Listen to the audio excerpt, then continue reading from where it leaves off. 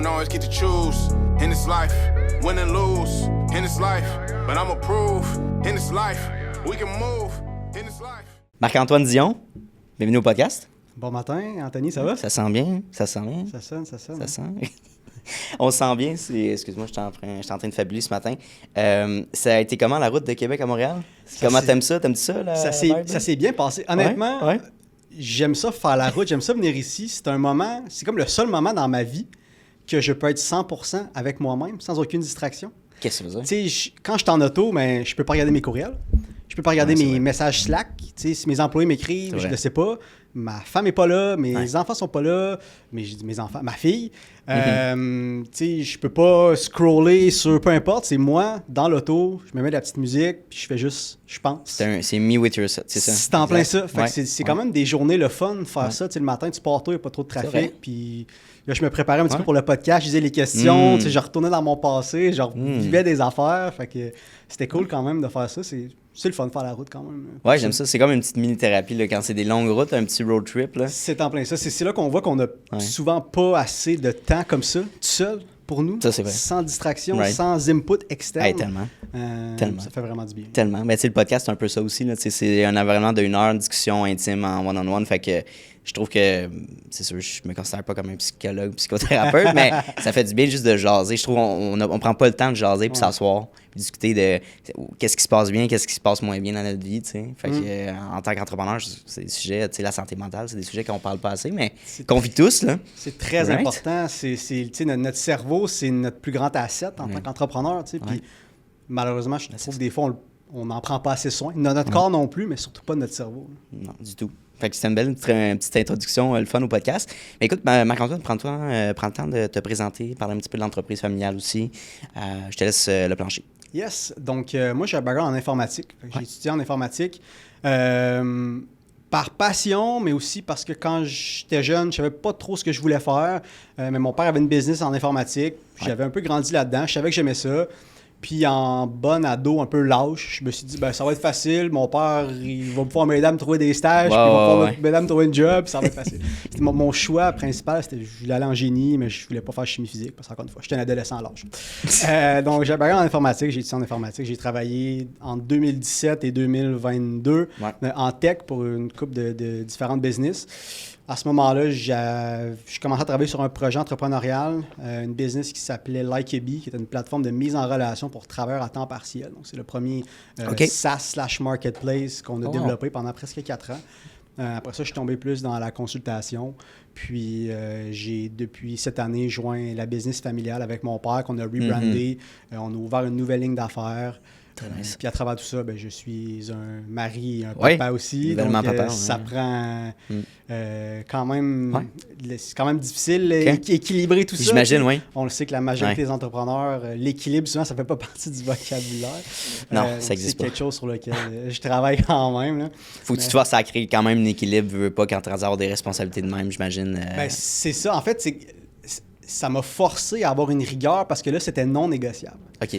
Quand ma blonde me dit « Hey, j'ai de l'aquaforme à soir, faut que tu sois à la maison à 4h30 pour t'occuper de Charlie, notre petite fille. Je peux pas lui dire « Ah, je vais être là à 4h45. » Il faut que je sois là à 4h30, il faut que j'enligne ma journée pour faire en sorte qu'à 4h30, j'étais à la maison. Puis là, j'ai 2 heures avec ma fille, on va marcher, on joue un petit peu ensemble.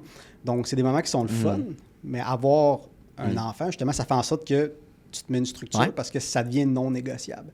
Donc, c'est quand même un ajustement que j'ai eu à faire parce que moi, ma relation avec le travail, je me suis toujours beaucoup valorisé par ça. Donc, j'ai toujours beaucoup travaillé le soir, les fins de semaine, je prenais pas de vacances, je travaillais beaucoup. Puis quand on a eu une petite fille, je me suis dit, OK, là, faut que je sois présent. Faut que je sois présent pour elle. C'est important pour moi et pour elle aussi que je sois là.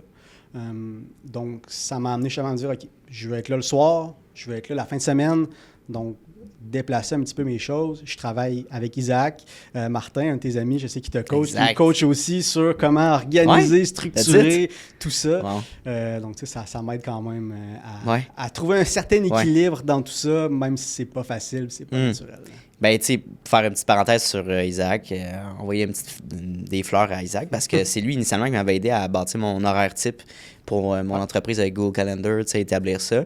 Puis ensuite, ça, c'était il y a 1 an. Puis là, j'ai commencé à établir ça ça, je disais, les rendements étaient incroyables. Une chance que j'ai ça, j'ai plus aucun oubli. Puis là, après, il m'a offert son accompagnement qui est hebdomadaire. Puis ça a été vraiment un game changer, là, dans le sens, comment, voici mes buts. Voici, je sais pas, tel nombre de ventes il faut que je fasse pour atteindre ça, pour atteindre mes objectifs, pour aller chercher un deuxième studio, c'est quoi qu'il faut faire, les steps concrets. Puis mensuellement, si, mettons, je veux dire, je pars un mois au Mexique, combien d'argent il faut que je mette de côté, tu sais, réalistiquement, right? Ou combien de contrats il faut que j'aille chercher pour... Fait que tout ça, mais c'est le fun d'avoir quelqu'un qui t'accompagne là-dedans. Tu sais, t'es pas tout seul dans ta business. Fait que je trouve qu'il offre un bel atout là, pour quelqu'un qui est entrepreneur. Ouais. Allez voir Isaac. Solo avec un H. Exact. Isaac, tu nous enverras la référence, je sais pas comment on dit ça. Non, c'est ça. Le kickback pour les leads. C'est la ristourne. C'est ça. On a 15% sur chacun des abonnements. Le code promo Désigna Média. C'est bon, ouais. Non, mais c'est un chic type. Mais... parle-moi de ça un petit peu, justement, la business familiale, le fait de travailler avec ton père. On a parlé un petit peu de ça dans le meeting. C'est quoi la réalité? Fils, papa, leader, comment ça fonctionne? Il y a beaucoup de défis, on ne sera pas de cachette. Mélanger famille et affaires, c'est pas facile. Pour une couple de raisons. Je pense que premièrement, mon père et moi, on est très copie carbone sur beaucoup de choses. Mais une chose sur laquelle on est très différent, que moi j'ai eu de ma mère, c'est que moi je suis très émotif. Je suis quelqu'un qui a beaucoup d'émotions puis qui vit ses émotions. Mon père... en partie dans sa génération, dans fin cinquantaine, les émotions, c'est pas son fort. Donc, des fois, là où est-ce que c'est difficile, c'est quand il faut prendre des décisions, c'est que lui, il voit ça purement business. Moi, je suis comme tapeux, mais comme moi, il y a un humain là-dedans. Comme moi, j'ai des émotions, puis j'ai des sentiments, puis je pense, puis lui, comme non, comme business, on fait ça de même. Des fois, ça, c'est un challenge un petit peu d'amener ça. Je pense aussi, l'autre challenge, c'est que, on avait parlé un petit peu, mon père, c'était un militaire. Mon père a fait 20 ans comme officier d'infanterie dans l'armée. Quand j'étais jeune, mon père, c'était le boss. Puis mon père, il disait, on fait ça de même. C'est catégorique, là. C'est comme my way or the highway, comme tu le fais, puis tu fermes ta gueule. C'est ça, exact. Évidemment, j'exagère, là, mais c'est un peu ça. C'était un peu ça, Donc, mais là, quand je suis rentré en affaires avec lui, mais là, c'est moi qu'il fallait qu'il développe un petit peu ce rôle-là, de dire non, comme ça fait peut-être 28 ans que c'est toi le boss, mais comme là, sans dire que c'est moi le boss, des fois, il faut que je dise... Moi, je crois en cette vision-là, puis comme t'embarques ou t'embarques pas. Puis il a fallu que je travaille quand même sur moi pour devenir confortable un petit peu avec ça, de dire non, comme oui, des fois, t'as raison, mais là, c'est moi qui ai raison. Je me fais confiance, j'y crois, puis on s'en va. Donc ça a quand même, ça crée des fois des frictions. Par contre, je dis souvent, il n'y a personne qui va aller plus au bat pour moi dans la vie que mon père. Il n'y a personne qui veut plus que je réussisse que lui. Il n'y a personne qui va mettre plus ma réussite et mon succès en avant du sien. Il dit souvent, il y a eu du succès, il y a plus d'argent qu'il sait quoi en faire. Il y a comme, been there, done that. 100%.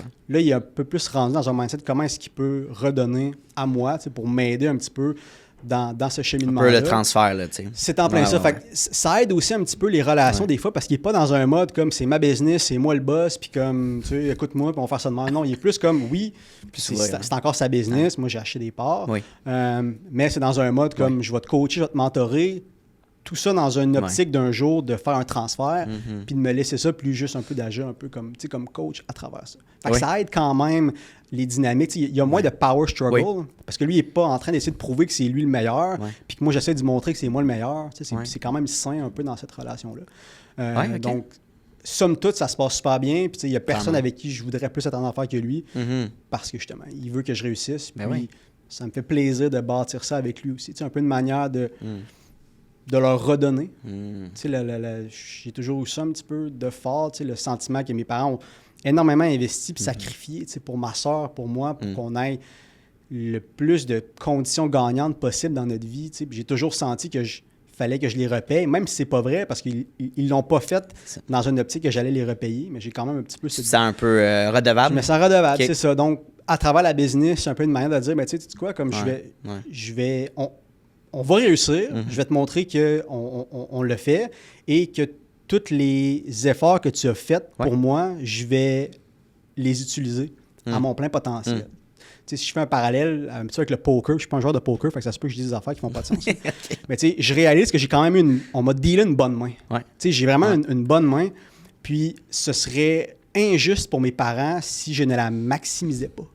Si j'ai 2 as dans ma main, puis je suis comme, oh non, je vais juste faire des petits bets, je vais juste... Non, comme, hey, j'ai 2 as, man, all in. pour tout ce que mes parents ont fait pour que je puisse en être là, ça serait injuste que je pousse pas la machine. C'est ça, de maximiser le plus possible les conditions gagnantes qu'on m'a données. Fait que c'est vraiment ça qui me drive en ce moment, de maximiser cette opportunité-là que j'ai eue puis que j'ai encore. Oui. Ben, je trouve ça vraiment nice. Puis, tu sais, j'imagine que t'as dû t'asseoir avec ton père pour communiquer puis te dire, écoute, là, je m'implique dans l'entreprise, j'ai des parts, je veux avoir une relation égalitaire avec toi. Tu sais, comme mettre le chapeau famille quand on a des soupers ensemble, après le chapeau partner. Mm-hmm. Ça reste que on est des humains. On a du vécu, surtout quand c'est un parent. C'est pour ça que je trouve ça hyper difficile quand tu travailles avec un ami, que tu développes des relations d'affaires, puis ensuite vous travaillez sur des mandats ensemble, peu importe. Tu peux avoir des discordes des fois, puis ça peut être difficile, mais j'imagine, on dit souvent, dans n'importe quelle relation de couple ou ami, communication, c'est la clé. Ouais. Mais selon toi, c'est quoi avoir une bonne communication avec quelqu'un que tu veux rentrer en affaires avec, là, que tu veux te partner? Ouais, mais tu sais, je pense que c'est toujours important de mettre les choses le plus clair possible. Tu sais, je pense que l'erreur qu'on fait en affaires quand on est avec des chums ou des amis ou avec mon père, c'est que des fois, on a des discussions, puis on prend peut-être pas nécessairement le temps de prendre ça en note ou de signer une entente ou de faire un contrat parce que tu es mon chum, puis je te fais confiance. Puis le problème, c'est que les paroles s'envolent, les écrits restent. Peut-être que toi, tu m'as dit quelque chose il y a 6 ans, puis moi, j'ai pris ça pour du cash. Mais après 6 ans, tu l'as oublié. Mais moi, je m'en souviens encore. Peut-être un peu, tu m'avais dit ça. Puis elle est là souvent, la situation, ce qui cause beaucoup de friction de ce que j'ai vu. C'est qu'à cause qu'on est chum, on fait les affaires un peu plus amicales, on se fait confiance. Mais parfois, ça peut créer des problèmes. Fait que j'essaie de mettre ça de plus en plus en place, même avec mon père. De dire, il me dit tout le temps, fais-toi-en pas, c'est correct. Mais je suis comme, non, comme... On peut juste écrire de quoi, puis on le signe. On n'ira pas se battre en cours avec ça. Mais on peut dire, on l'a mis sur papier, on s'est entendu, puis comme ça ne changera pas. Donc, c'est quelque chose, selon moi, qui est important, surtout si tu fais des affaires avec la famille, des amis. Clarifier ça, ça va éviter bien des conflits là, dans le futur. Parle-moi de ton lancement, justement, quand tu te lançais en entrepreneuriat dans l'entreprise et tout ça. Qu'est-ce que tu as appris le plus sur toi-même, mis à part justement cette communication-là? Y a-tu des notions, des soft skills ou des hard skills que tu as dû implanter pour être efficace dans l'entreprise, quoi? Ouais, mais tu sais, moi, j'ai fait 2 cheminements un peu en parallèle. Tu sais, quand je me suis lancé en affaires, ça m'a obligé à level up quand même en tant que personne. Okay. Mais j'ai aussi fait de la thérapie pendant presque 2 ans. Oh wow, félicitations. J'ai fait de la thérapie pendant 2 ans, puis c'est là que j'ai beaucoup appris justement sur les relations interpersonnelles, puis comment mieux dealer avec mon père, puis mieux dealer avec mes amis, puis mieux dealer avec un paquet d'affaires. Donc, j'ai fait, selon moi, un x10 dans les 2 parce que j'ai pu combiner mes apprentissages de business puis mes apprentissages personnels, émotionnels, puis j'ai pu combiner ces 2 choses-là ensemble. La plus grande réalisation que j'ai eue, c'est que moi, je m'étais longtemps dit que je n'étais pas un people person, puis que j'étais gêné, puis que j'étais introverti. Okay. La réalité, c'est que c'était fucking pas vrai. Ah ouais? La réalité, c'est que ce qu'on fait aujourd'hui en ce moment, j'ai du fun. C'est de l'extraversion, je suis sur mon X. Donc, me mettre dans cette situation-là d'affaires où est-ce que j'avais à comme faire du cold call, puis envoyer des courriels, puis aller cogner à des portes, puis d'aller faire du réseautage. J'ai réalisé que dans mon monde à moi de la tech, je suis un peu une licorne. Dans le sens que souvent, tu vas voir du monde qui ont des excellents skills, mais qui sont le classique geek. Devant l'ordinateur, introverti, dans leur tête, pas vraiment social.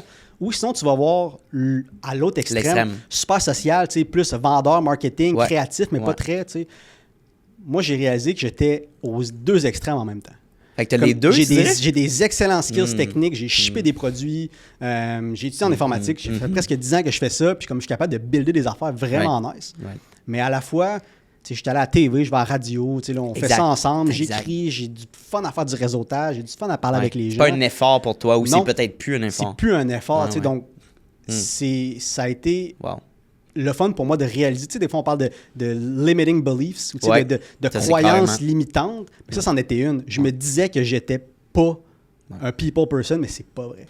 Puis c'est grâce à l'entrepreneuriat que ça m'a permis de découvrir ça, puis de miser vraiment le plus possible sur cette chance-là que j'ai de pouvoir faire les 2 en même temps. Tu sais. Autant le côté technique que le côté humain. Ouais, c'est vraiment, c'est le fun parce que hier, on avait un podcast, puis on parlait d'introversion, d'extroversion. Tu sais, qu'est-ce qui détermine que tu es un extraverti, introverti?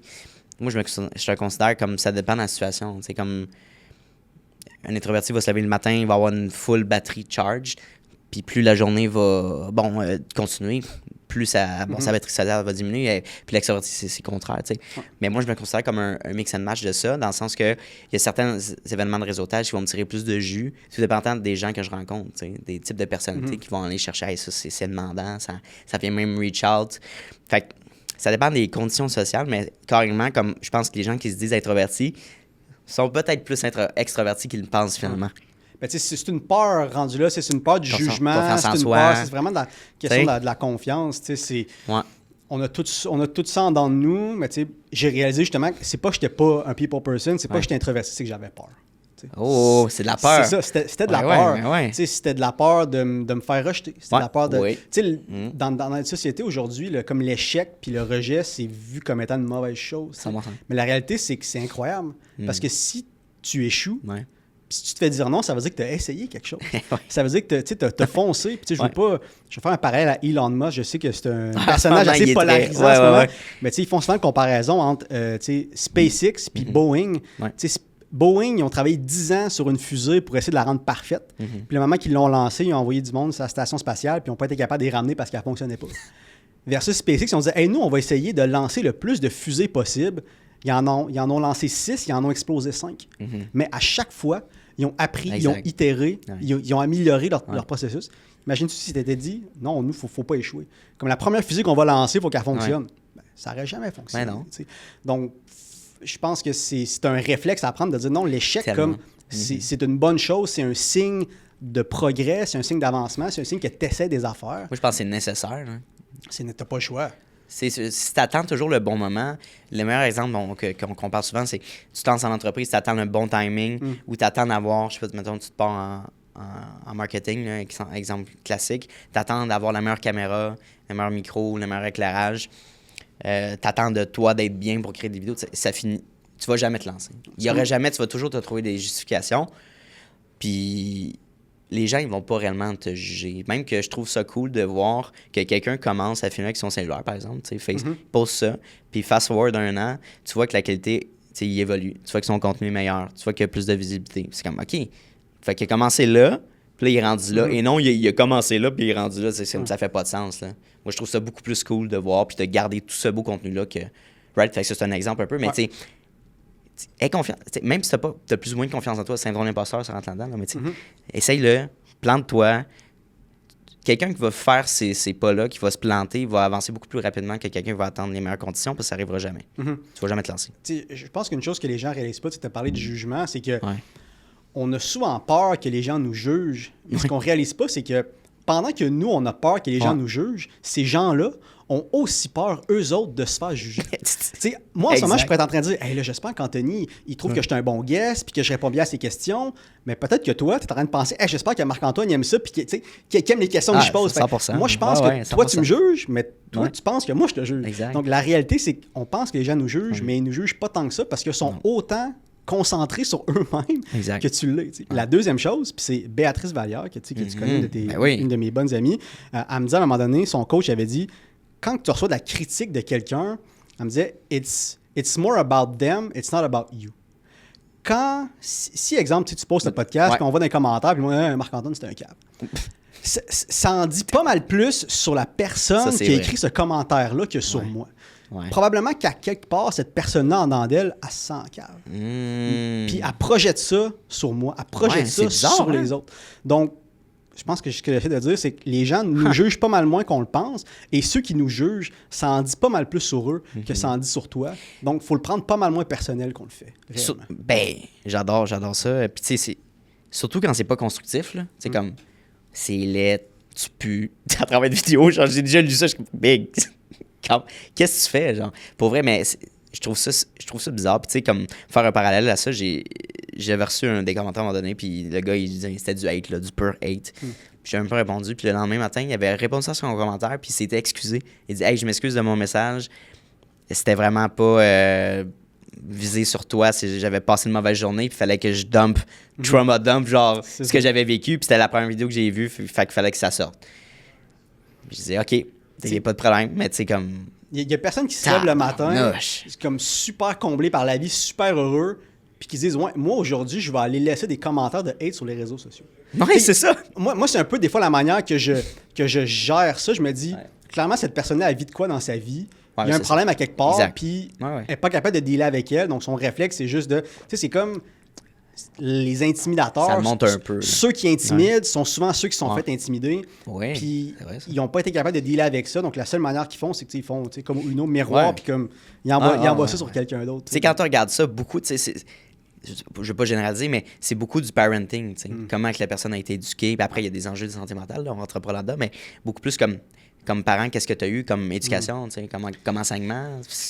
Ça part de là. C'est une de mes plus grandes peurs en ce moment. Avec ta fille? Ouais, tu sais, puis je pense que je t'avais dit la citation dans notre pré-entrevue. Ouais. Tu sais, Ouais. J'avais lu à un moment donné, et c'est plus facile d'élever des enfants forts que de réparer des adultes brisés.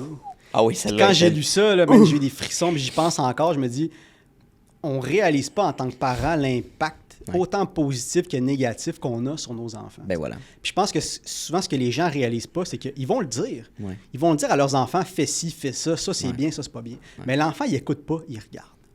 Il te regarde faire, puis il fait exactement la même chose que toi. Si tu dis à ton enfant, c'est important de bien manger, puis c'est important de faire du sport, puis il te voit le vendredi soir manger un sac de chips, puis jamais t'entraîner, il le fera probablement. Papa le fait pas. Il le fera probablement pas, tu sais. Ouais. Donc, ça a été de réaliser un petit peu que ce qu'on veut pour nos enfants, il faut l'avoir pour nous en premier. Right. Si tu veux que tes enfants soient en santé, il faut que toi-même, tu deviennes en santé pour leur montrer l'exemple. Si tu veux que tes enfants soient heureux, il faut que toi-même, tu sois réellement heureux, bien dans ta vie, pour qu'ils soient eux autres aussi. Donc oui, l'éducation, souvent, les parents disent « Ah, mais il me semble que j'ai bien éduqué mon enfant. » Ouais, tu lui as peut-être dit que faire ça, c'était pas correct, mais tu as peut-être entendu comme envoyer chier quelqu'un sur la route pour pas le laisser passer ou comme parler en mal de quelqu'un. Ou, donc, tellement. Il faut faire attention. Walk the talk, là, c'est littéralement ça, mais comme je pense que, tu sais, inspire tes enfants ou inspire les gens.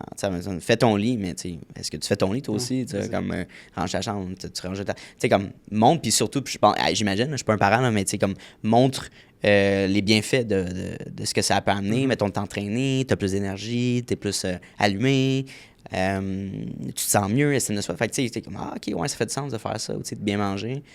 Je pense que toutes ces choses-là, c'est pertinent. Ouais. Parlons Neurova. Ouais. Right? Concrètement, là, disons que je suis en entreprise, Vizina Media, on aimerait implanter plus de AI, automatisation, optimisation. Ouais. Comment tu m'accompagnerais? Y a-tu comme une ligne directrice que tu m'approcherais? Comment tu... Oui, bien, nous, un peu, la manière qu'on se définit, c'est qu'on fait de l'accompagnement dans l'implémentation de l'IA. Donc, on a développé une stratégie d'accompagnement en 8 étapes. Puis on accompagne les clients à travers ça. On a des livrables à chaque étape. Exact. Pour, à la fin, arriver avec entre 3 et 5 recommandations d'implémentation, de changement à faire de la business qui aurait un retour positif sur investissement pour les clients. Et après ça, on ne fait pas juste des recommandations. On a une équipe de développement qui met en place les solutions, qui connecte les trucs ensemble, qui travaille avec les data puis qui met l'IA en place. Donc, ce qui est le plus important, c'est vraiment la partie accompagnement au début pour comprendre c'est quoi les enjeux de la compagnie, c'est quoi les motivations, qu'est-ce qu'elle veut faire. Parce que l'IA, c'est tellement large. Ben c'est ça, le monde ça peut pense tout que dire. c'est comme c'est ChatGPT, mais c'est beaucoup plus. C'est pas juste ça. C'est comme dire l'informatique, oui, mais c'est pas parce que tu utilises Word dans ta business que tu es poussé en informatique. Exact, que tu fais du coding. Là. C'est ça, c'est ça. Donc, je pense que le bout le plus difficile, c'est vraiment de comprendre la réalité de la business, c'est quoi les enjeux, qu'est-ce qu'ils veulent réellement faire. Puis décortiquer un petit peu tout ça pour arriver avec des vraies recommandations concrètes qui vont avoir une influence positive dans la business à la fin de la journée. Ben, c'est super nice. Puis, tu sais, comme on est tellement poussé, on est tellement proposé de gauche ou de droite des services AI à utiliser comme quelqu'un nous dit, OK, mais justement, j'ai telle application qui pourrait être bien ou telle automatisation parfait, mais tu sais, comme qui suivre.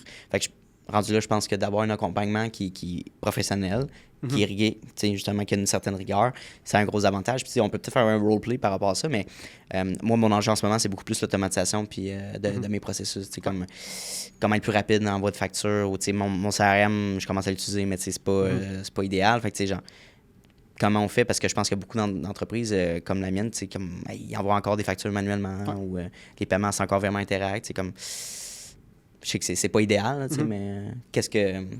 Oui, mais tu sais, ce qui est intéressant, puis la raison pourquoi nous, on a décidé de se concentrer plus sur le service et non sur les produits, c'est que quand tu as un produit X, mais tu vas essayer de faire rentrer un peu tous les pain points ou les besoins des business dans ton produit en particulier.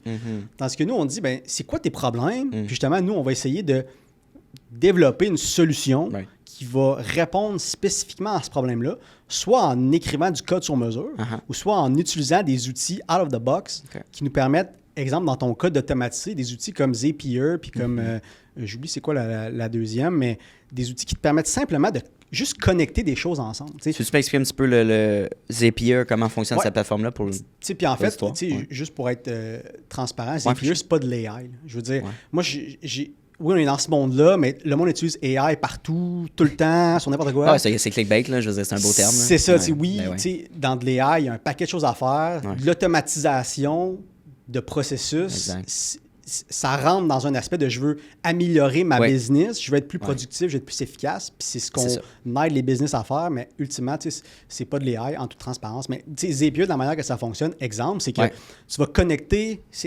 essentiellement, ça te permet de connecter un paquet de choses ensemble pour créer un flow. Je te donne un exemple que moi j'utilise. Quand je reçois la facture pour mon loyer pour mon bureau, je reçois le courriel. Avant, je prenais le courriel, je sortais la pièce jointe, je renommais loyer du mois de mai, j'ouvrais mon Google Drive, je créais un dossier, je mettais ça là. Maintenant, avec Zapier, j'ai fait une intégration qui me dit quand tel courriel rentre de telle adresse courriel, c'est mon loyer pour le mois, extrait le PDF, renomme-le d'une telle façon, mets-le à Google Drive dans un truc, puis mets-moi un rappel dans mon Trello pour me dire qu'il faut que je paye mon loyer avant la fin de ce mois-ci. Ça le fait tout. Ça se fait automatiquement. What? Puis, encore une fois, c'est hot, là. C'est pas de l'AI, mais c'est de l'automatisation. C'est une chose de moins que j'ai à faire dans ma journée, que j'ai à me concentrer. Donc, des processus dans notre business, on a mis énormément pour justement faire en sorte que le temps qu'on investit, ça soit sur des tâches à valeur ajoutée. Oui. C'est là, je pense que souvent, le low-hanging fruit pour les business, dans l'automatisation ou dans l'utilisation d'outils AI, c'est de pouvoir enlever un petit peu toutes ces tâches-là qui n'amènent pas de valeur.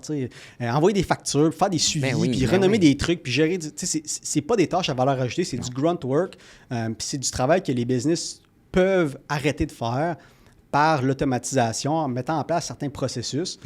Et en poussant ça un petit peu plus loin, pouvant éventuellement mettre de l'IA là-dedans d'une manière ou d'une autre. Mais il y a plein de trucs super simplistes qu'on peut régler avec des outils qui existent depuis déjà 10 ans. Zapier, c'est pas nouveau, ça fait longtemps que ça existe. Mais là, avec le mouvement AI, mais là, tout le monde ça pousse ça un petit peu, même si ultimement, c'est pas de l'AI. Non. Il peut avoir de l'AI, il peut avoir une fonctionnalité AI pour aller analyser certaines choses. C'est ça, mais tu sais... Mais c'est pas à la base, non. À la base, c'est pas ça. Mais ça cadre dans un contexte de tu veux être plus efficace, tu veux t'améliorer. Donc, c'est le genre d'outils, de trucs qu'on met en place, souvent dans nos business, qu'on peut mettre en place pour des clients. Puis, ton accompagnement, c'est sur une durée de combien de temps? Comment ça fonctionne? Combien de meetings? Comment tu quantifies ça, finalement? Ben, tu sais, nous, à la base, en affaires, la manière que moi et mon père, on fait de la business, on essaie beaucoup de créer des relations à long terme. Je sais que beaucoup de gens le disent, mais la majorité de mes clients, ça fait plusieurs années qu'on travaille avec eux autres.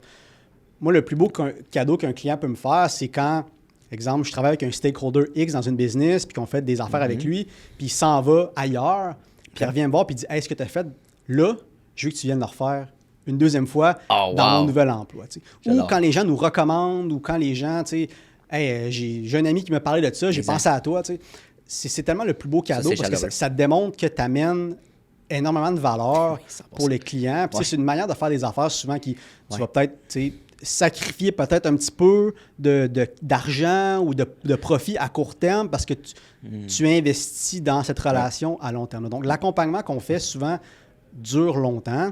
L'accompagnement dans nos 8 étapes, ça dépend vraiment des besoins des clients. Des clients qui aiment plus ça, être pris par la main.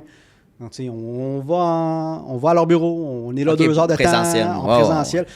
Ça aussi, c'est quelque chose, by the way, auquel je crois beaucoup, l'aspect présentiel. Pas dans un contexte de travail avec mes employés, c'est pas ça que je veux dire, mais une chose que moi, j'essaie tout le temps de faire en affaires, c'est de me dire comment est-ce que je peux être différent. Parce que si tu veux être exceptionnel, ben dans le mot exceptionnel, il y a le mot exception. Fait, comment est-ce que tu peux être une exception? Dans un monde où est-ce que tout le monde te dit « Hey, on peut se meeter par Zoom, genre. » Si tu débarques chez le client, puis tu sors la main, tu dis « Bonjour, je m'appelle Marc-Antoine Dion, voici ce que je peux faire pour toi. » Déjà en partant, tu t'es différencié de tout le monde qui ont juste envoyé un courriel 100%. ou qui ont envoyé un lien Google Meet ou un lien Exact. Zoom. Exact. Donc, quand on le peut, on essaie de se présenter chez nos clients Tellement. parce que c'est une manière de se différencier dans un contexte où est-ce que tout le monde essaie de faire ça en mode hybride. Puis après ça, on accompagne les clients à travers notre stratégie en 8 différentes étapes avec les livrables. Puis encore une fois, il y a des clients que ça va super bien, des clients qu'il faut aller 1 fois, 2 fois, 3 fois parce que c'est plus difficile de comprendre l'enjeu. Parce que c'est le bout le plus important, ça. Comprendre vraiment comment marche la business, sont les opportunités. Après ça, l'aspect technique, AI, de code, ça, c'est le bout facile. Mais comprendre les besoins, les enjeux et les opportunités, c'est là que c'est difficile. Donc, on essaie d'être le moins rigide possible pour pouvoir extraire le plus de valeur possible de nos clients dans les conversations qu'on a avec les autres. Ça nous permet après ça, ce qu'on livre après ça avec l'aspect technique, c'est de pas mal meilleure qualité. Parce qu'on comprend vraiment. Oui, vous nichez préciser le besoin du client, fait que tu t'adaptes à sa demande, justement. C'est cool que tu dises, on est prêt à se déplacer, justement, c'est une nécessité.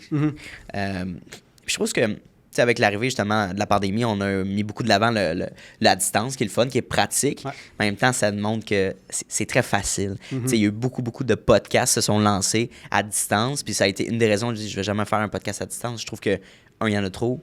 Difficile de le différencier, c'est trop facile. C'est quoi la valeur ajoutée de quelqu'un qui voit une capsule, justement, que tu le vois que c'est en zoom, là? Fait que je trouve que l'élément différenciateur, surtout dans un domaine de compétition, 100%. Pourquoi ne pas essayer de faire tes meetings, rencontres clients, first touch, d'aller prendre un café avec lui? C'est vrai que côté productivité, efficacité, pouvoir enligner 4 meetings d'une demi-heure par Zoom, des fois c'est le fun, des fois c'est nécessaire. Mais surtout dans la première approche, surtout quand tu veux montrer ta valeur et te différencier. Mais tu sais, tu peux faire je peux comprendre le first touch quand tu connais vraiment pas la personne, tu fais un petit 30 minutes, puis après, ça attend-tu qu'on développe quelque chose ensemble, qu'on aille vraiment, tu sais, qu'on se voit en présentiel ensuite dans tes bureaux. Ouais. T'es rendu là, je pense que là, oui, là, ça fait du sens, parce que c'est sûr que après, tu as du temps de transport, whatever, mais ouais, non, ça fait beaucoup de sens. C'est une bonne stratégie, 100%. Puis je pense que dans ton domaine en techno aussi, là, je veux dire, c'est demi, ou les gens sont un petit peu plus introvertis par rapport à ça, fait que de faire à distance, il y a peut-être un... Right? Oui, c'est ça. On s'adapte ultimement. Les clients disent non, je fais du télétravail chez nous, on peut se pas. On ne va pas imposer ça. On n'impose pas ça, mais c'est une belle manière de dire hey, tu sais quoi, je vais venir, on va prendre du temps ensemble. Puis, tu sais, la connexion est jamais la même sur Zoom ou au téléphone. Connexion, c'est jamais, fou, hein? C'est jamais la même chose. Tu n'as pas le même vibe, tu ne crées pas la même synergie. Donc, des fois, ça vaut vraiment la peine. Le contact humain, là, il y a une énorme valeur ajoutée. Les gens, il y a un plus grand impact de ce que j'ai remarqué. Puis, j'en ai déjà essayé, j'ai déjà fait des entrevues au tout début là, à distance. Puis comme... ça durait moins longtemps, les épisodes. Puis le contenu n'était pas très deep. Là, c'est niaiseux, mais t'as un petit bug technique des fois, puis comme ça fuck un peu à vibe. Il y a un délai. T'entends mal. Fait que ça, c'est un autre sujet intéressant. Mais au niveau de... Voyons, tabarnak, je suis pas dans mon fil. Au niveau de tes employés, t'imposes pas le présentiel? Non. Est-ce que t'aimerais peut-être mettre une journée, comme pour la culture d'entreprise, je veux que vous soyez au bureau, je veux qu'on se voit. T'aimerais-tu développer ça? On aimerait ça. C'est une discussion que mon père et moi, on a beaucoup en ce moment de quoi va avoir l'air notre culture d'entreprise, surtout autour du bureau. T'sais. Nous, ce qu'on dit, si tu imposes tes employés à venir au bureau, puis tout ce qu'ils font, c'est qu'ils sont sur Zoom au bureau, ils sont à leur bureau avec des écouteurs à écrire du code, ça a zéro valeur. C'est vrai. Donc, comment est-ce qu'on peut créer un environnement dans lequel ça vaut la peine de se déplacer au bureau une journée par semaine pour faire du team building, pour faire du brainstorming, pour travailler sur un whiteboard, travailler sur des idées brainstorming. On essaye de créer une structure où est-ce que ça vaut la peine de dire venez au bureau, puis c'est gagnant pour nous, l'employeur, et c'est gagnant pour l'employé aussi. On a des employés qui viennent au bureau régulièrement. On a embauché un développeur il n'y a pas si longtemps qui sort du cégep. Il veut comme j'ai jamais vu quelqu'un vouloir. Là, comme il veut tellement ce gars-là. Puis qu'est-ce que ça veut dire? Il veut monter. Il veut apprendre. Des projets. Fait que lui, il est comme moi. Il vient au bureau comme je suis pas au bureau aujourd'hui. Il est probablement venu au bureau pareil. Parce que il capote, il aime ça, il en mange. Moi, j'ai dit, tu fais du 9 à 5, il est là à 8h15, puis il part à 6h. Machine. C'est vraiment une machine, il est incroyable. Cool. Donc, aller chercher des profils de même qu'on n'est même pas obligé de leur imposer quelque chose. Eux autres voient la valeur de venir. Non, je vais venir au bureau, puis c'est quand j'ai des questions ou quand tu m'aides sur quelque chose, c'est plus facile de le faire en présentiel. Oui, bon, il est jeune, il n'y a pas de famille, il n'y a pas d'enfants. Ça aide. C'est sûr, c'est sûr. Ça aide. Mais tu sais, on ne voudrait pas être dans un monde où est-ce qu'on oblige les gens parce que, ultimement, ça paraît dans... Si tu obliges quelqu'un à venir, s'il ne vient pas de son plein gré ou en partie, tu sais. Pas une obligation. Ça va paraître dans... Bien, clairement, il faut qu'il y ait un incitatif. Dans le sens, c'est comme tu dis, si tu fais tes meetings à distance, là, OK, là, tu fais tes meetings encore à distance au bureau, ça sert à rien, mais justement, faire du brainstorm peut-être, développement de projet en présentiel, rencontre client en physique. Tu sais, comme, il y a différentes choses là, qui peuvent être le fun, ou activité groupe, tu sais, comme, pourquoi pas, là. Ben, l'agence dans laquelle j'ai travaillé, ma première job, eux autres, le vendredi, on allait dîner tout le monde ensemble, puis c'est le bureau qui payait. Fait que c'était comme, c'était avant le télétravail, fait qu'on était au bureau anyway, mais c'était comme l'activité de team building la semaine. C'était soit qu'on allait au resto, puis on buvait de la bière, puis on mangeait, puis c'était le bureau qui payait, ou on faisait venir de la bouffe. Puis c'était comme un moment d'échanger avec du monde qui... Donc tu vois, ça, c'était une belle 100%. Opportunité. On était déjà au bureau, de toute façon, mais... Quand on faisait ça, mais peut-être que j'étais assis au resto en face de quelqu'un avec qui je ne travaillais pas nécessairement. Donc, je peux échanger avec lui, je peux créer des relations, tu sais.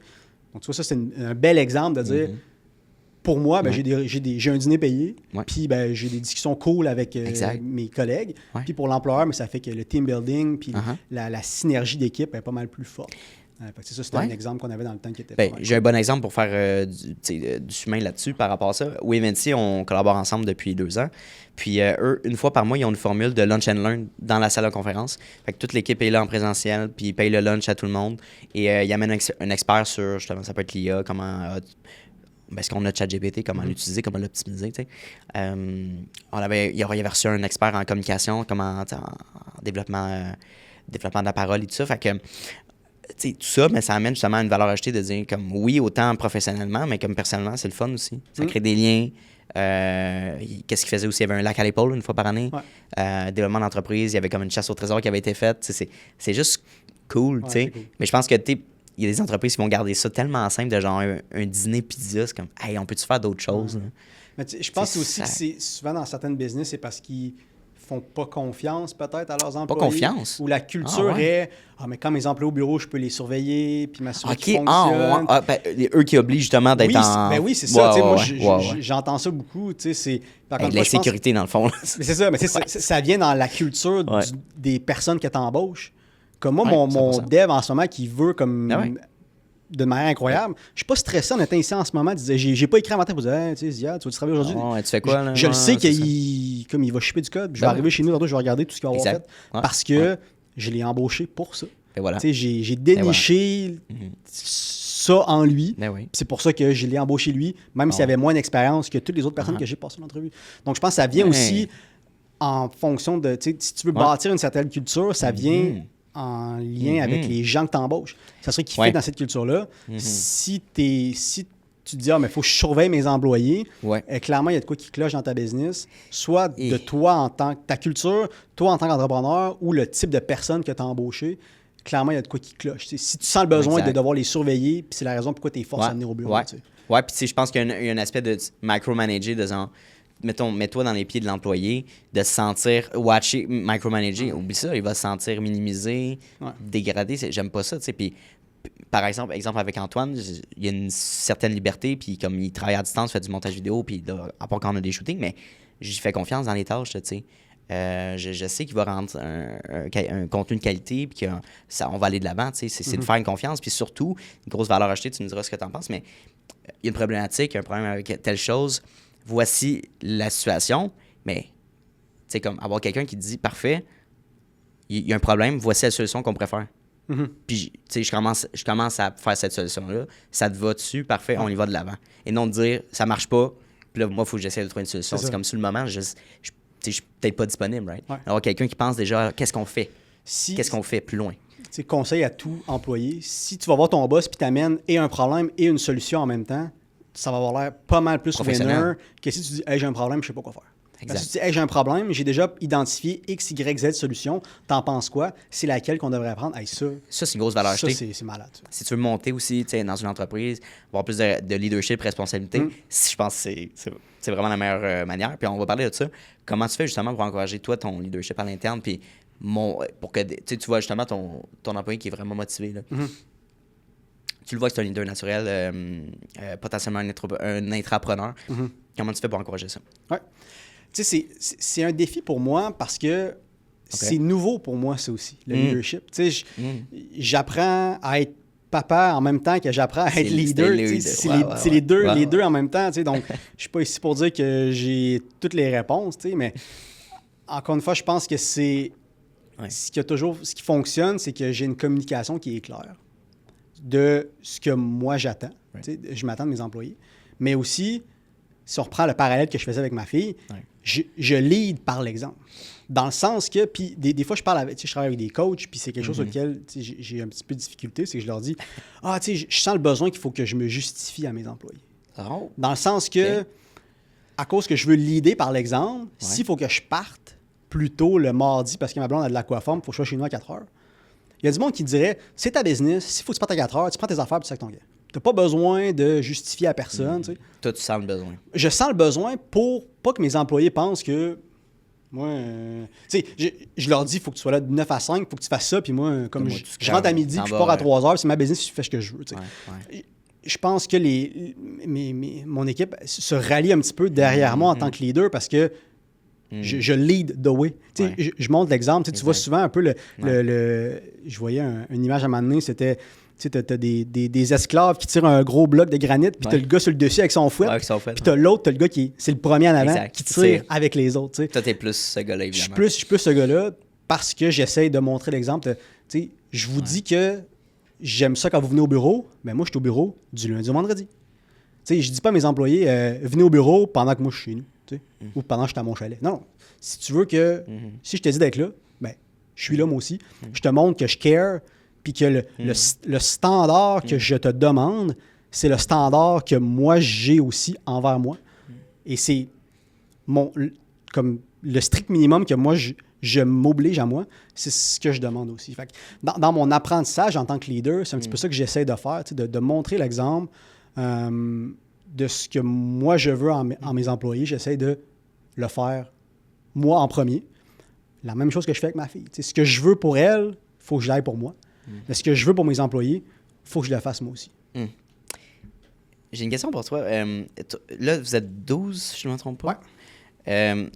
Est-ce que c'est difficile des fois de faire, mettons une relation employé-boss, comme de développer une relation un petit peu plus amicale avec la personne ou des personnes? T'es comme, c'est comme à quel point il faut que tu mettes une barre? Ouais. Comment tu jongles avec ça? Excuse-moi. C'est un défi parce que moi, j'ai toujours été, comme je dis, je suis un people person, très friendly. Exact. Mais à un moment donné, tu n'as pas le choix aussi de mettre certaines limites. Je dis, oui, des fois, je sens le besoin un peu de me justifier ou de montrer l'exemple, mais ça reste que c'est moi le boss, puis comme c'est moi qui décide. Ultimement, Puis des fois, c'est un petit peu plus complexe, mais l'exemple à un moment donné que mon thérapeute me disait, c'est comme c'est une main de fer dans un gant de velours. Dans le sens que il y a certaines choses que tu veux mettre en place, puis que tu veux mettre une structure, mais il y a toujours une manière de l'amener qui est pas mal meilleure que de dire « c'est moi le boss, si ça fait pas ton affaire, sac ton camp ». Si tu fais ça, ça marchera pas. T'sais. Même si ultimement, c'est ce que tu veux dire, comme c'est ma business, c'est moi qui décide. Faut que tu y ailles filtrer. C'est ça. Pas... Donc souvent, dans la communication, c'est un petit peu plus difficile. Donc j'essaye un petit peu d'amener ça dans mes discussions. Puis aussi, moi, j'ai toujours été un peu contre l'aspect comme la business, une famille. Il y a beaucoup de business qui font ça. Venez travailler chez nous, on est une famille. Comme c'est tellement le plus gros des mensonges. Dire ça en plus. C'est tellement le plus gros des mensonges. Puis je vais te donner un exemple. La dernière job que j'ai eue avant de me lancer officiellement en affaires, après 6 mois, ils ont dû mettre 30 personnes à la porte. Puis j'ai fait partie de ces gens-là. Oh, OK. Si tu dis à tes employés, vous êtes de la famille, tu ne mettrais jamais tes employés dehors. Parce que tu ne ferais pas ça à ta famille. Non. Tu s'entends? Non. Donc, c'est un peu un mensonge de dire « Hey, venez travailler chez nous, on est une famille. » Mais le jour que ça va mal, tu les mets dehors parce que tu veux te sauver toi et tu veux sauver ta business. Tellement. Je dis pas que c'est pas correct. on n'a pas le choix, justement, en tant qu'entrepreneur, de se prioriser nous-mêmes, de prioriser la business. Des fois, il faut faire des décisions qui sont difficiles. Ouais. Donc, il faut peut-être laisser des gens aller. Mais tu ne ferais pas ça à ta famille. Donc, c'est pas vrai de dire, venez travailler ici. Je comprends ce qu'ils veulent dire quand ils disent ça, mais j'essaie de faire attention, de dire, non, tu sais, je suis conscient, quand je parle avec mes employés, que pour eux, c'est une job. Moi, c'est ma business, c'est mon bébé, c'est ma vie. Je m'attends pas à ce qu'ils s'investissent dans la business autant que moi, je m'investis. J'aime ça quand ils prennent du ownership, ils prennent l'initiative, puis ils travaillent, puis ils en mettent plus. Ouais. Mais je n'oblige pas ça, puis je m'attends pas à ça parce que je comprends que pour eux autres, c'est une job, puis comme ils reçoivent une paye aux 2 semaines, puis oui, ils sont passionnés par ça, mais ça reste que c'est leur travail. Donc, quand je mets, oui, certaines limites, puis j'essaie de montrer l'exemple, mais je suis aussi transparent de dire, gars, je comprends que, tu sais, c'est ta job, puis oui, je veux que tu t'investisses, puis je veux que tu travailles fort, puis que tu performes, mais je te demanderai pas de travailler à tous les soirs, puis de travailler la fin de semaine, puis comme, si tu veux le faire, parce que tu es passionné, tant mieux. Mais selon moi, c'est injuste de demander ça à ses employés parce qu'ils n'ont pas d'ownership. T'sais, moi, j'ai du upside, dans le sens que si la business va bien, j'ai des parts dans la compagnie, puis comme je peux avoir en retirer de la valeur éventuellement, les employés, à moins que on peut mettre en place des participations d'action, des bonus, mais ultimement, ils ont une paye. Ils sont payés 40 heures semaine pour faire leur job. C'est malsain, je pense, c'est ça, d'avoir les mêmes attentes que tu as envers toi-même sur ton employé. L'employé n'a peut-être même pas d'intérêt à avoir des actions, même si tu proposais d'avoir des parts. C'est une job, c'est son gagne-pain, il aime ça, mais il ne veut pas plus s'impliquer. Puis c'est correct, c'est correct. Mais c'est ça, faut pas avoir ces attentes-là. C'est malsain. C'est pas juste parce qu'on n'a pas la même relation. C'est pour eux, c'est une job. Pour moi, c'est un investissement. C'est ton projet de vie. C'est ma vie. Exact, ton projet. Donc, c'est normal que moi, j'en fasse plus qu'eux autres parce que c'est ma business. J'ai ça, là, genre... La business, chez nous, c'est une famille. Puis c'est comme, oui, il y a une bonne base, mais on l'entend tellement souvent qu'un employé qui entend ça dans une entrevue d'embauche, c'est comme red flag. C'est pas vrai, là. C'est comme. Oui, la culture, c'était petit. Encore une fois, je comprends qu'est-ce que les entreprises veulent dire quand ils disent ça. C'est chaleureux, c'est le fun. C'est chaleureux, c'est le fun. On a une belle culture, on a du plaisir. C'est correct, mais la famille, c'est sacré. Mon meilleur chum, Vince, ça fait 15 ans que je le connais. Quand je dis que c'est mon frère, c'est comme si c'était mon frère. C'est vrai. Mais j'en ai pas 12. J'en ai un. Parce que, justement, c'est privilégié. Comme le monde qui dit « Ah, je t'aime. » Mais tu sais, on dirait que pour beaucoup de gens, ça a moins de valeur. C'est un mot que tu dis de même. Mais non, quand t'aimes quelqu'un, c'est fort. Mais quand tu dis qu'il y a quelqu'un dans ta famille... C'est fort, c'est vrai. Tu ne traiteras pas ta famille comme tu traites tes amis ou comme tu traites tes employés. Donc, on essaie de faire attention à ça, là, dans la manière qu'on essaie de bâtir notre culture là, dans la business. Bien, clairement. C'est quoi vos objectifs en 2025 au niveau de la business? Aller chercher plus d'employés? C'est quoi? Y a-t-il du développement de marché qui veut être fait? Ça ressemble à quoi? Oui, mais tu sais, on est comme en parallèle dans deux choses. On a parlé beaucoup de Nurova, notre business de service conseil. Oui. On planifie embaucher entre 3 et 5 ressources dans la prochaine année pour vraiment grossir l'équipe, aller chercher des mandats. Mais en parallèle, on travaille aussi sur une application qui s'appelle Canly. C'est une application mobile qu'on a développée en début 2025, quand on a vu toutes les affaires de tarifs arriver, le désir de vouloir supporter Canadiens-Américains, moi, je me suis dit, on pourrait développer un app pour ça, ça va être le fun, ça va faire un petit peu de PR pour notre business. Nice. Turns out qu'on a eu comme 40 000 downloads en un mois et demi. On était fucking pas prêts à ça. Vous faites de la pub pour promouvoir ça? Ça a été que du PR. En fait, incroyable. J'avais une journaliste qui avait déjà écrit un article sur moi quand j'avais remporté justement avec Béatrice Vallière, la jeune personnalité d'affaires à la Jeune Chambre de commerce de Québec en 2024. Fait, j'avais écrit, j'avais dit, hey, tu sais, on a une idée, on a travaillé là-dessus, tu devrais se faire un article. Elle me dit, ouais, pas trop. Puis, tu sais, le monde journalistique, c'est un peu le fear of missing out. Fait que là, quand le Journal de Québec a vu qu'elle avait fait, mais eux, ils ont fait un article aussi. Puis après ça, Radio-Canada. J'étais allé à la radio, j'étais allé à la TV, j'étais allé. Tout le monde est embarqué là-dedans parce qu'il y avait un petit peu le fear of missing out de cette opportunité-là qui était vraiment timée. Dans tout le monde parlait de ça, puis parle encore beaucoup de ça. Donc, on développe aussi cette application-là. On embauche des ressources pour ça.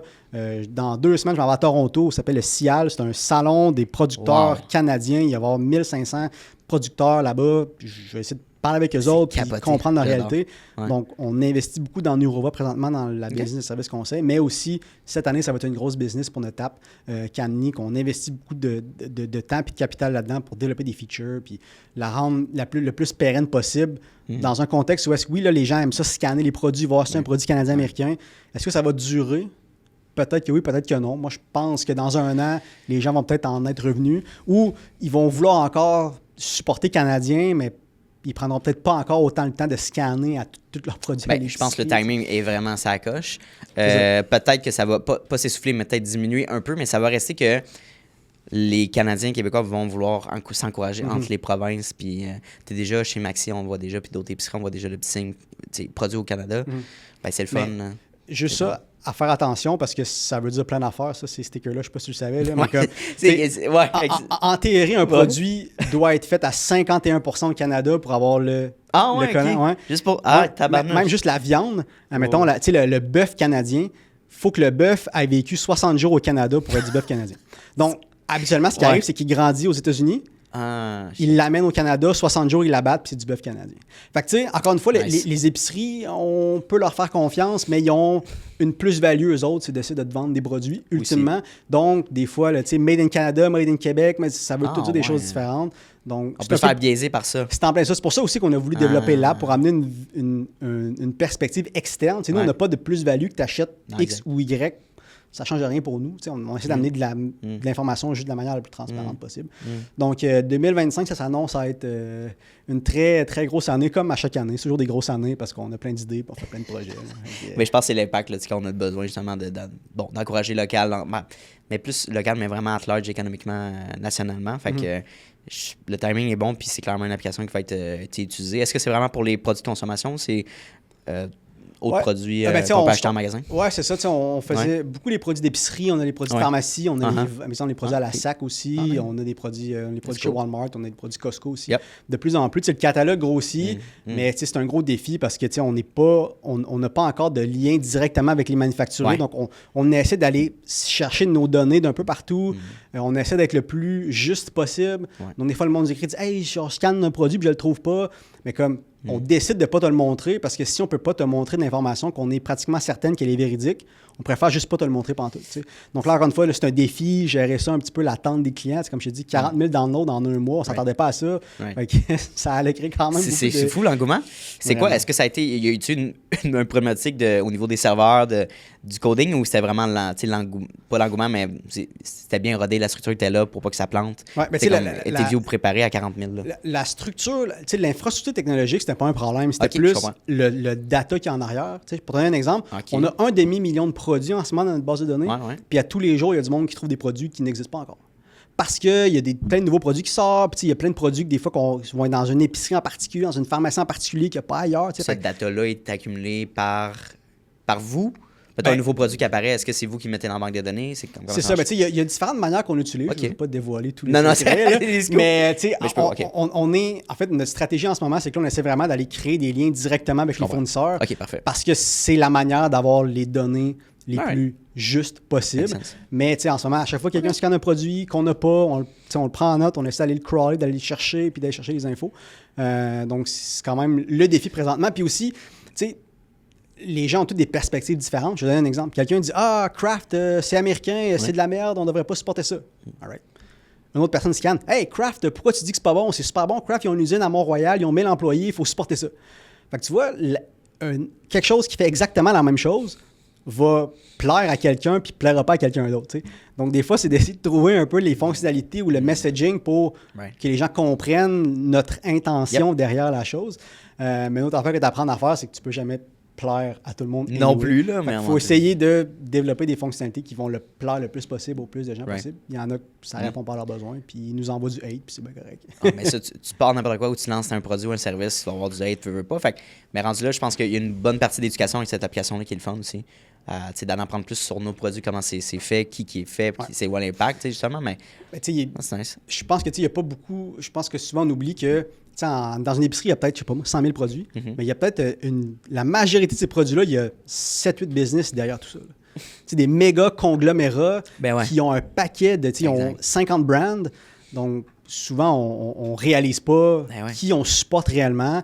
Parce qu'encore une fois, il peut y avoir un collant Made in Canada dessus, mais ça veut pas nécessairement dire, oui, il y a peut-être Made in Canada, mais c'est une compagnie qui est américaine. Fait que, c'est un défi quand même. Je sais même pas s'il y a un produit justement qui est vendu en épicerie que c'est 100% genre québécois, mettons, ou que il n'y a eu aucun processus entre le US ou peu importe. Il y en a beaucoup, mais moins qu'on pourrait penser. Parce qu'encore une fois, fait au Canada, ça veut dire un paquet d'affaires différentes. Ou emballé, tu sais, il est emballé, préparé, fait, c'est comme... Ouais.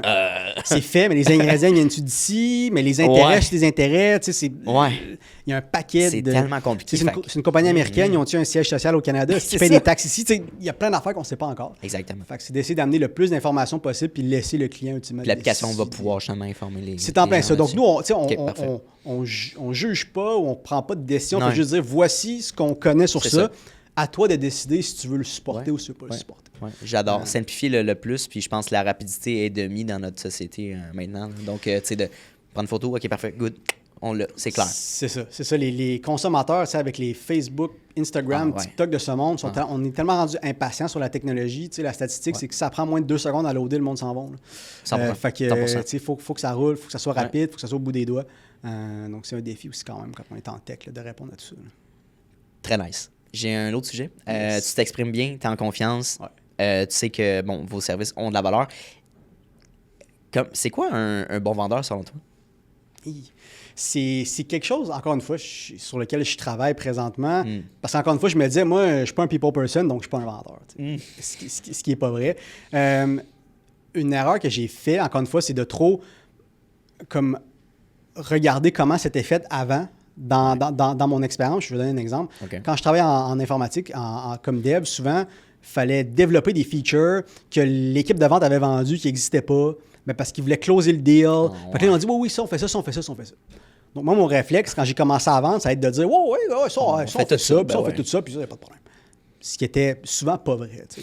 Puis, encore une fois, quand je disais, nous, on veut bâtir des relations à long terme, si tu dis oui, tu vas peut-être ramasser plein de contrats short term, mais les gens vont réaliser assez vite que ce que tu vends, c'est pas vrai. Ça fonctionne pas. Donc, il a fallu que j'adapte un petit peu plus mon pitch de vente pour dire non, t'as un peu comme oui, je vois du monde vendre de X manière, mais ça ne veut pas nécessairement dire que moi, j'ai besoin de vendre de cette manière-là. Tu l'as dit, je suis un people person, puis moi, j'essaie de créer des liens le plus possible avec les gens. Puis la majorité des deals que je close en ce moment, c'est un aspect humain. On fait du cold call, puis on envoie des courriels, puis on rencontre des gens, puis ça fonctionne. Mais c'est pas mal plus, on s'est croisés dans un 5 à 7 il y a 1 an, puis on a jasé, puis on a eu une connexion, puis là, on s'est recroisés il y a 6 mois, puis là, tu as pensé à moi, puis là, la majorité des deals qu'on fait, c'est comme ça. Puis c'est le fun de le faire comme ça parce que c'est humain, puis on est honnête, authentique, transparent, comme ça, on fait ça, ça, on fait pas ça, puis il n'y a pas de bullshit, il n'y a pas de... Oui, des fois, tu sais quelque chose s'en vient ou tu t'embellis un petit peu les choses, mais j'essaie de ne pas faire ça parce que, ultimement, ça finit par te rattraper. Le client s'en rend compte, ça nuit à ta réputation. Donc, ça vaut pas la peine d'essayer de bullshiter à court terme pour closer des deals. Sois honnête. Si ça va peut-être cannibaliser ta réputation à long terme avec tes clients. Donc, moi, j'essaie vraiment d'y aller le plus humain possible, le plus authentique. Puis de voir le fit aussi avec la personne. Exact. De ne pas dire oui à tout prix, même si tu sais, valeur, ça ne fit pas avec la personne, mais ça peut être un gros mandat. Ça a toujours été avantageux, parce que dans mon expérience, de dire non quand ça ne fit pas. C'est ça. Je pense que la difficulté en tant qu'entrepreneur, souvent, c'est pas de dire oui, c'est de dire non. Quand on commence, on veut dire oui à tout. On veut du serendipity, on veut se mettre dans des situations puis dire ça va générer des trucs, c'est vrai. Mais souvent, c'est pas mal plus payant de dire non. Justement, il y a un client qui arrive, c'est trop un gros client, tu sais que ça va te gruger toute ton énergie, c'est trop risqué. Beaucoup d'attentes. C'est ça, beaucoup d'attentes. Tu dis non, comme c'est plus safe de dire non, de se concentrer sur ce qui fonctionne que de se concentrer sur ce qui ne fonctionne pas. Puis la raison pourquoi c'est difficile souvent, je pense, les gens de faire ça, c'est qu'ils n'ont pas de direction. Autant en business que personnellement, ils prennent pas le temps de se demander qu'est-ce qu'ils veulent, puis où est-ce qu'ils veulent aller. Donc, à chaque fois qu'ils ont du noise à l'externe, puis qu'ils ont des opportunités, ils disent oui à tout parce qu'ils sont un petit peu perdus. Ils offrent tout, ils font tout. C'est ça. Versus, tu dis, moi, là, puis c'est un exercice que moi, je fais à tous les jours, c'est voici ce que je vais faire, voici qui je suis, puis c'est très, très clair dans ma tête. Comme ça, à chaque fois que j'ai une opportunité ou que quelqu'un m'approche avec quelque chose, c'est très facile pour moi de dire est-ce que ça cadre dans la réalité que moi, je veux avoir.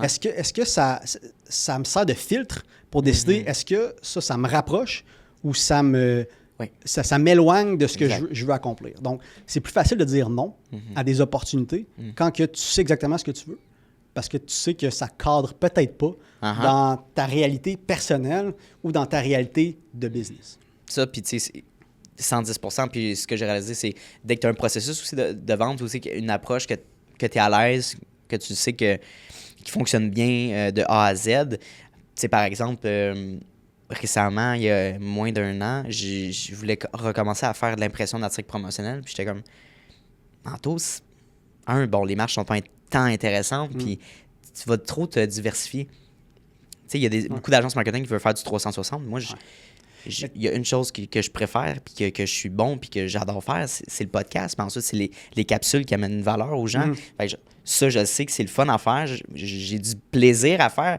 Puis c'est le plus simple et le plus compréhensible aux yeux de la personne que pour moi. Fait que genre, on pousse la machine, puis on offre ce service-là en tant que tel, right? Et non d'autres choses que je suis plus ou moins à l'aise. Que ça me tente pas, right? Fait en tout cas. Ça fait en sorte que la perspective que tu donnes à tes clients, c'est que tu es bon dans tout, mais tu es excellent dans rien. Oui, un bon généraliste. Jack of all trades, master of none. Donc, effectivement. Makes sense. Puis au début, on comprend, puis on apprend, puis on essaie plein d'affaires. Ouais. Je pense que c'est important, peut-être au début, d'essayer plein de trucs.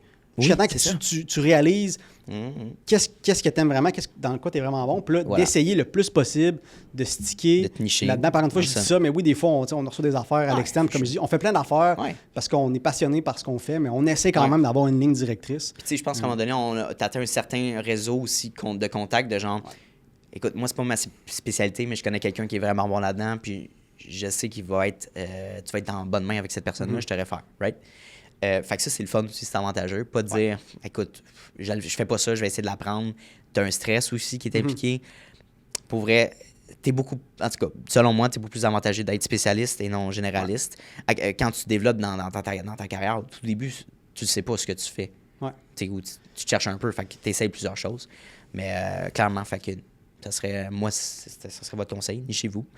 Mais ça m'amène à la dernière Ça m'amène à la dernière question de l'entrevue. On est vraiment timé, il est déjà 11h01. J'ai comme une horloge naturelle rendue là. Écoute, on pourrait peut-être mixer la première et la dernière question, mais bref, ta vision du succès, rendue avec ta petite fille, l'entreprise que tu vas reprendre le flambeau à 100% éventuellement, j'imagine. Fait que c'est quoi ta vision en ce moment par rapport à ça? Oui. En affaires, on parle beaucoup de notre business resume. Tu sais, bâti tel business, tel exit, tel partenariat, fait ci, fait ça. Puis c'est tout beau. Puis moi, sur mon vision board, j'ai plein d'affaires. Mais moi, ce que j'essaie vraiment de bâtir en ce moment, c'est mon life resume. Tu sais, c'est qu'est-ce que je peux accomplir, oui, dans ma vie professionnelle, mais aussi dans ma vie personnelle. Il y a beaucoup d'entrepreneurs, malheureusement, que tu leur parles de leur vie, puis c'est comme, moi, j'ai eu des business, puis j'ai fait de l'argent, puis comme, c'est ça. Parce qu'on n'est pas balancé, puis qu'on investit tout là-dedans, c'est difficile souvent d'avoir un petit peu, de faire autre chose. Fait que moi, j'essaye, en ce moment dans ma vie, de créer pas mal plus d'aventures, de créer pas mal plus de trucs dans ma vie personnelle pour mon life résumé avec ma femme, avec ma fille. J'ai commencé avec 2 chums, on fait des randonnées une fois par semaine, on va monter des montagnes, juste pour le fun de comme, hey, tu sais, j'ai monté cette montagne-là, on a fait du sport, puis ça a fait une mini-aventure dans ma semaine, c'est ça. Fait que pour moi, ma vision du succès, c'est comment est-ce que je peux, oui, cocher les cases de mon business résumé, mais de bâtir une vie qui vaut la peine d'être vécue, puis d'avoir, on avait parlé un petit peu aussi d'être un bon exemple pour ma fille et pour mes autres enfants, ma conjointe et moi, on voudrait avoir un deuxième enfant. Cool.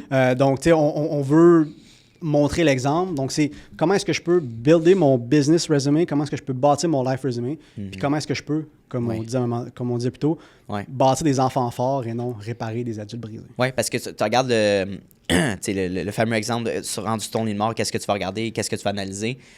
Ben oui, ça va être si tu t'es pas lancé, tu n'as pas essayé tel projet d'entreprise, mais au contraire, si tu as juste focusé sur ta carrière, tu as mis de côté tes enfants, ta famille, peu importe tes amis, attends, là, qu'est-ce que notre vie vaut réellement? Mais je pense que c'est ça, c'est l'impact que tu as sur les autres, ce que tu as bâti au niveau familial, puis ce que tu as vécu, voyage, activité, puis surtout, je pense que c'est l'impact que tu as eu sur les autres ou l'aide que tu as pu apporter. Fait c'est le life resume, j'adore ça. Si tu vas te promener, c'est un peu dark, mais si tu te promènes dans un cimetière, puis tu lis genre les pierres tombales, il n'est jamais écrit « a bâti 12 business puis a fait 50 millions de dollars ». C'est comme « bon père, bon mari ».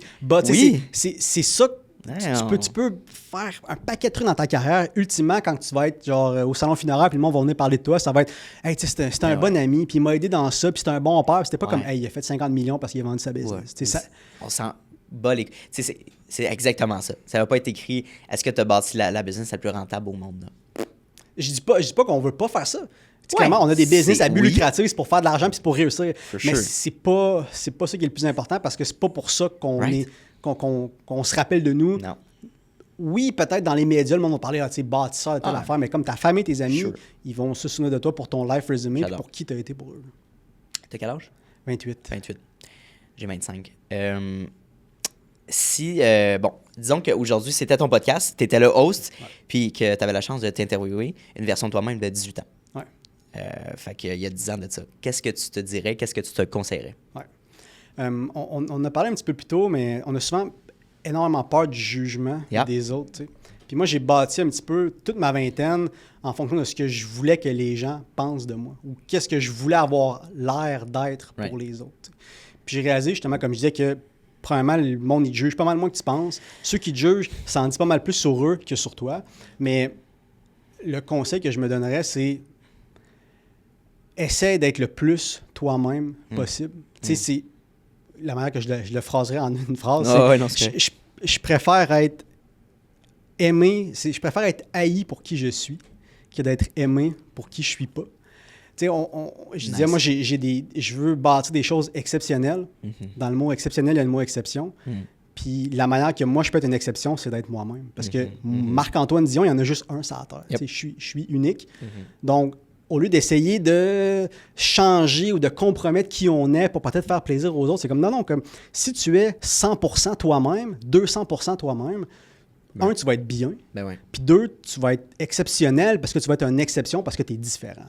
Donc, c'est vraiment le conseil que je me donnerais, c'est on se fout de ce que les autres pensent de toi. Anyway, ils sont trop concentrés sur eux autres. En ce moment, ils ne pensent pas à toi. Puis comme, sois toi-même, sois bien avec qui t'es, puis c'est la meilleure manière d'être heureux puis d'avoir du succès. Oui. Puis je pense que quand on est jeune, on réalise pas ça. On est un peu dans notre tête et tout ça, mais en vieillissant, tu réalises que, tu sais, comme ces gens-là ont leur propre vie, ont leurs propres problèmes. Au bout de la journée, tu es tout seul à vivre ce que tu vis en ce moment, les problématiques, les relations que tu as, tu es tout seul dans ta tête. Fait que aussi bien d'apprendre d'être seul puis d'essayer des choses qui te font du plaisir toi-même et non le faire par acceptation sociale. Tu sais, comme... Mais tu sais, c'est pas juste d'être seul, c'est d'être bien avec qui on est parce que la personne avec qui tu vas le passer le plus de temps dans ta vie, c'est toi-même. Ben, c'est ça. Puis si t'es pas bien avec cette personne-là, ben tu pourras pas être bien avec personne d'autre. Je suis d'accord. Parce que si tu compromets qui tu es pour faire plaisir à quelqu'un d'autre, peut-être que oui, quand tu la vois 10 heures par semaine, elle va être fière de toi parce que tu es la personne que tu voudrais qu'elle soit. Mais le reste des 160 quelques heures qu'il y a dans la semaine, tu seras pas bien avec toi-même parce que tu compromets qui tu es pour faire plaisir à quelqu'un d'autre. Donc, la relation souvent on oublie, mais la relation qu'on a avec soi-même, c'est la relation qui est la plus importante. Puis, malheureusement, dans la société aujourd'hui, on compromet ça, puis on donne le pouvoir à d'autres personnes parce qu'on a peur du jugement, on a peur de ce qu'ils pensent de nous, mais faut ramener ça au centre de nous, sans dire qu'on est égoïste. Je sais encore une fois, c'est un mot qui a une mauvaise presse aujourd'hui, mais on n'est peut-être pas assez égoïste. On se met pas assez de l'avant. Donc, je pense que c'est super important pour ça. Puis si j'avais fait ça à 18 ans, j'aurais été pas mal plus heureux que je suis aujourd'hui. Pas que je suis pas heureux, je suis extrêmement heureux. Exact. Mais c'est le conseil que je me donnerais et que je vais donner à ma fille un jour. Oui, j'adore, mais c'est vrai que la première relation que tu dois setter puis être bien, c'est avec toi-même. Puis ensuite, parce que malheureusement, il y a des gens qui vont aller chercher peut-être l'approbation ou l'acceptation ou le besoin d'être avec une autre personne par nécessité d'avoir absolument quelqu'un parce qu'il n'est pas bien tout seul. Mais ça, c'est toxique. Là. T'es pas là parce que c'est un plus dans ta vie. Cette personne-là, t'es là par nécessité. Faut peut-être penser, puis j'ai vécu ça, là, tu sais, fait que... Mais ouais, fait que apprenez à vous aimer vous-même, right? C'est cliché, mais ce que j'apprends en vieillissant, c'est que souvent, les plus gros clichés, c'est les choses qui sont... C'est vrai, hein? Ouais, c'est ça. C'est la communication, c'est important, faut prendre soin de sa santé, faut s'aimer soi. C'est cliché, mais c'est tellement vrai. Ma tante Gisèle avait raison, finalement. Là. C'est ça. Shout-out à ta tante Gisèle. Oh my God. Bon, Marc-Antoine, ça a été un réel plaisir de te rencontrer. Je veux dire, pendant notre pré-meeting, j'ai eu beaucoup de plaisir. Je me disais, le 1 heure va être encore mieux. Fait que, effectivement. Puis ce que je propose à mes invités, c'est justement un part 2 dans 6 mois. What's new, what's next? autant dans ton life resume que ton business resume. Yes. On va pouvoir aborder ça. Puis, t'as-tu aimé ton expérience aujourd'hui? J'ai adoré. That's it, mon cher. Merci beaucoup pour l'opportunité. Of course, moi j'ai adoré. C'est pas, tu sais, je dis ça souvent, mais c'est pas une job, là. Je me lève le matin, je dis, hey, je vais avoir une discussion fun sur le mindset, sur l'entrepreneuriat, sur la business avec une nouvelle personne. Fait que j'apprécie beaucoup pour ton temps aujourd'hui. Merci à toi. Hey, salut, ça fait déjà la 2e fois qu'on se voit dans cette même vidéo-là. Donc, merci de ton attention, puis merci de ta discipline, parce que c'est un mince pourcentage des gens qui sont capables d'écouter du début de l'épisode jusqu'à la fin. Donc, merci beaucoup de ta discipline. Ça démontre énormément de motivation de ta part et bien sûr d'un aspect important de l'entrepreneuriat que oui, la motivation c'est important, mais la discipline c'est encore plus important. Donc, merci de ton attention. La meilleure manière que tu peux me repayer pour ce podcast-là, vu qu'il est accessible à tous et gratuit, il va rester gratuit. Ça, c'est important. Notez-le à quelque part. Je tiens qu'il reste gratuit, accessible à tout le monde. En fait, c'est tout simplement de repartager le podcast dans des Instagram Stories, d'en parler avec tes amis, d'envoyer le lien à tes amis. Hey, Mathis, va donc écouter cet épisode-là. C'est super intéressant. Ça vaut de l'or. Puis, ça va me permettre d'aller faire croître le podcast à un niveau exponentiel. Donc, merci beaucoup pour ton aide et ton intérêt pour le podcast. Et bien sûr, on se revoit la semaine prochaine dès jeudi midi pour un nouvel épisode. Donc, bonne journée à toi.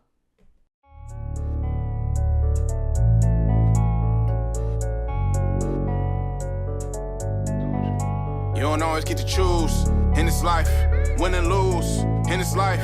But I'ma prove in this life, we can move in this life.